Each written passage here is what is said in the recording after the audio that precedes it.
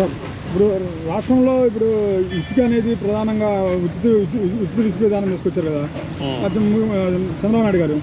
దాంట్లో దోపిడీ అనేది జరుగుతుంది. అటు చూస్తే కొండమట్టి ఎర్రగ్రావాలు కూడా వదలట్లేదు టీడీపీ నాయకులు. ఇక దోచుకోవడం మొదలు పెట్టారు అని చెప్పేసి అయితే కాంగ్రెస్ పార్టీ అంటుంది. దోపిడీ ఏం జరగలేదు సార్.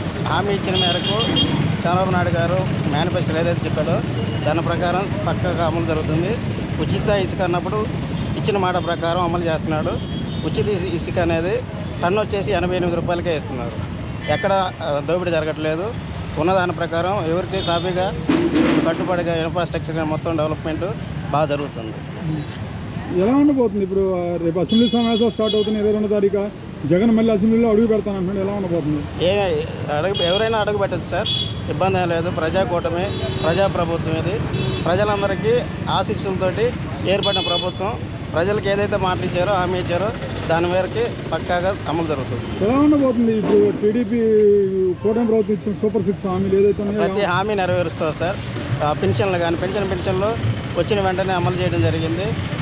సచివాలయ సిబ్బందితో ఒక్క రోజులోనే అమలుపరచడం చాలా గొప్ప విషయం.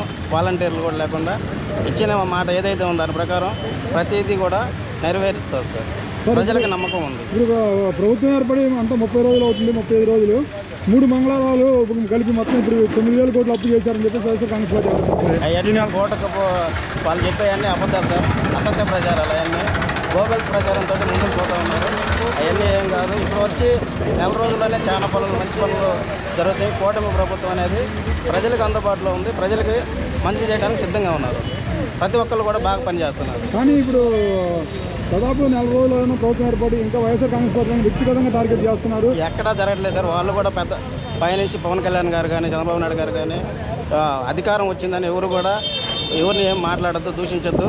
ఎక్కడ చిన్న చితక పనులు జరుగుతుంటే సహజంగా అవన్నీ సర్దుబాటు అవుతుంది సార్. లా అండ్ ఆర్డర్ కూడా చాలా చక్కగా అమలు జరుగుతుంది, పనిచేస్తుంది.